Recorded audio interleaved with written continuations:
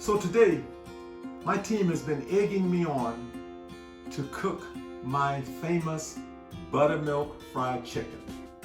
So what I'm going to do is actually cook 8 pieces of chicken today.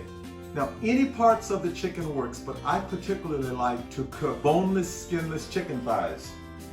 First thing I want to do is I just like to start out by just kind of trimming a little bit of the fat from the chicken. You don't have to get all of it, but just trim a little bit of the fat off. And I have 8 pieces of chicken here. I trimmed the fat from the chicken.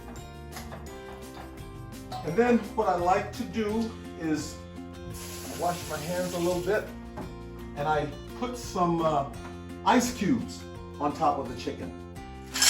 And then I will put about 2 tablespoons of salt. Just sprinkle it in. And then I'll cover it with water.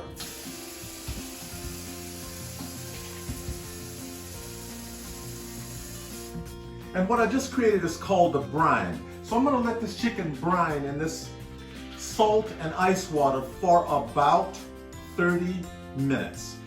While I'm waiting for that, what I'm going to do is come over and I'm going to mix the breading. The breading is going to consist of 2 cups of all-purpose flour, 1.5 tablespoons of seasoning salt. If you can find a good Cajun seasoning salt, that's perfect. 1 tablespoon of paprika, 1/2 cup of cornstarch, and finally 1 teaspoon of black pepper. Mix those well, and just mix them until you can see all of the paprika, the black pepper will kind of disappear. Because we're going to do something that my mother did and my grandmother did when they were cooking in Louisiana, and I would watch them very, very carefully. You won't use all of this on the chicken, but what I do is I mix it all and I have plenty of breading for the next time that we fry chicken. Now that we got the breading all mixed, we're going to preheat the oven and turn on the stove. So this is fried chicken that we're also going to bake. So I'll go ahead and turn on the stove to 350 degrees. At the same time, we're going to come over here and turn on the peanut oil. I always like to cook in peanut oil, but any vegetable oil will work. We're going to heat this peanut oil up to 350 degrees. Okay, so the recipe calls for 2 cups of breading, but we're not going to use all of this breading. So I'm going to show you a little trick that I would watch my mother and my grandmother do when I was growing up in Louisiana.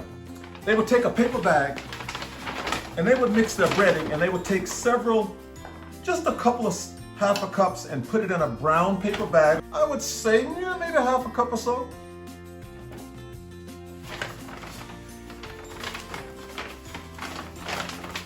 And they would shake it a little bit to bring it together. What I'm going to do now is I'm going to bread the chicken, dip it in buttermilk, and bread it again. So I'm going to pour a little bit of buttermilk in a bowl, probably about 1/2 cup. The chicken has been brined, so I'm going to put a couple of pieces in the bag. I'll do 3 pieces for now, because we're going to cook 4 pieces at a time. And I like to close the bag, make it nice and tight, and just turn it upside down. This is something my grandmother and my mother used to do when they were cooking. And so we go dry, take it out of the dry mix. It's been breaded once. We'll take it out of the dry mix. I'll put 1 more piece in here because we're going to cook 4 pieces at a time.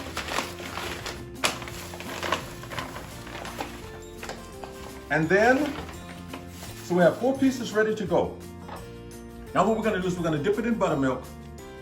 So we've dipped this chicken, these 4 pieces, in buttermilk. So I'm going to put them back in the bag, put a little shake to get them coated, well coated, and out they will come. So we went breading, buttermilk, breading. So I just checked the oil, and the oil is at 350 degrees, so we are ready to fry.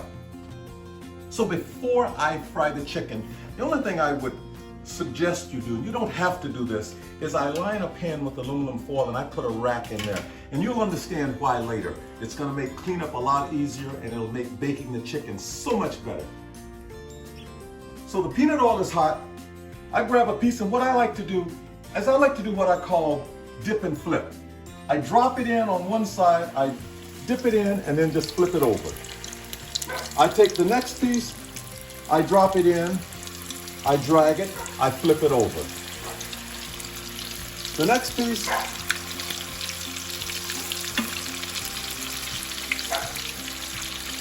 and the oil is naturally going to cool down, and I do the last piece. 3.5 to 5 minutes.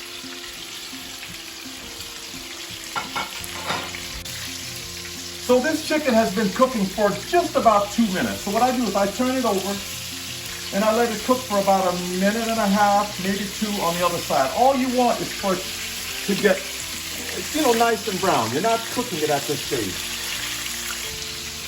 And while that's happening, I'll just go over and prepare my other pieces.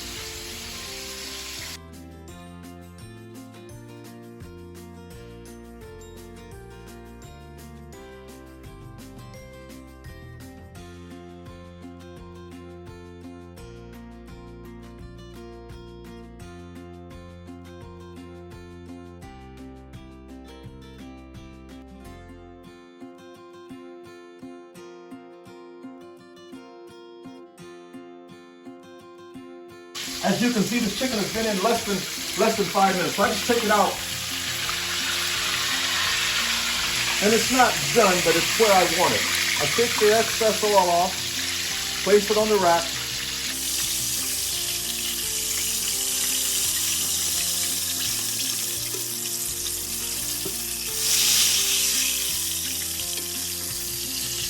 And we will let that all heat up for our next batch. So we're through with the buttermilk. So now all we have to do is to go back to the breading. And if you need more breading, you can just drop some in from your 2-cup supply. I like to shake it, get it coated quite well. I can still see my mother doing this, growing up in Louisiana.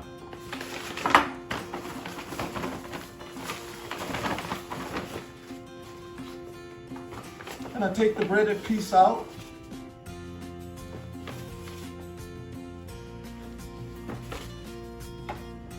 I have an extra piece here tonight, but that's okay. And I'll need a little more breading, so I can just scoop it from here and shake it in there.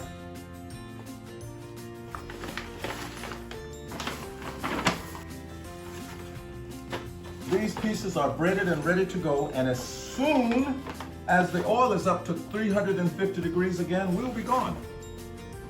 Wash the hands here.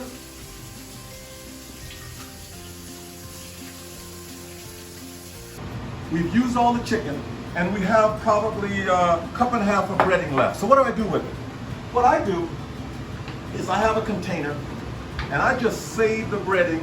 As you can see, I've collected over a few years. I just save the breading in a container, and when I'm ready to cook the next time, I have breading ready to go. And every time I fry chicken like this, I'll just have extra breading. That's just the way I do it. And eventually this jar will be probably full, but I keep it. You can keep it in a quart jar or a bag or whatever you want, and I have it ready to go all the time.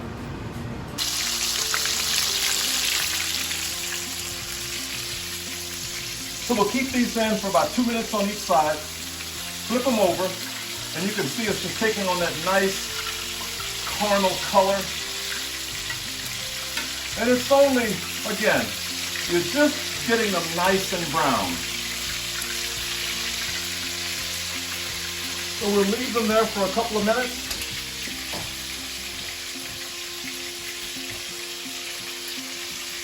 So this chicken has cooked for about 2 minutes on each side. We will remove it, place it on the rack here.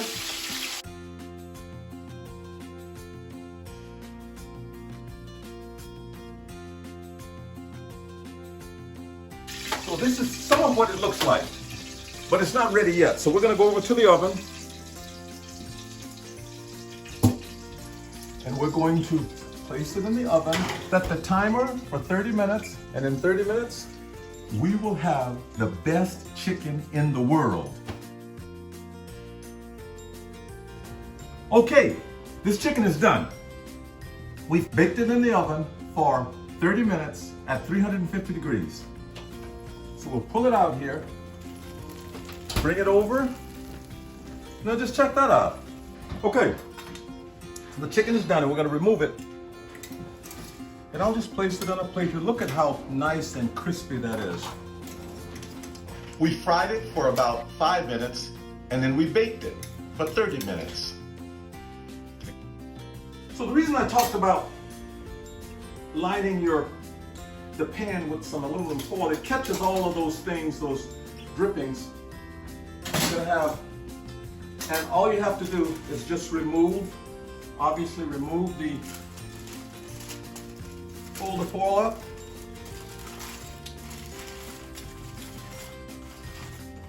And like 1, 2, 3, it's done. Chicken is not chicken unless we test it. So what I'll do is bring a piece over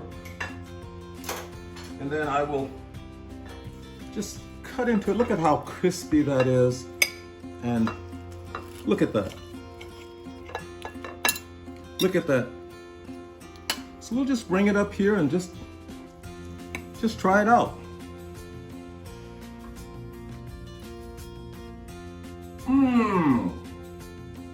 Absolutely delicious.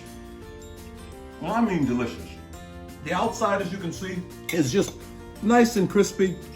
You can see the inside. Look at that.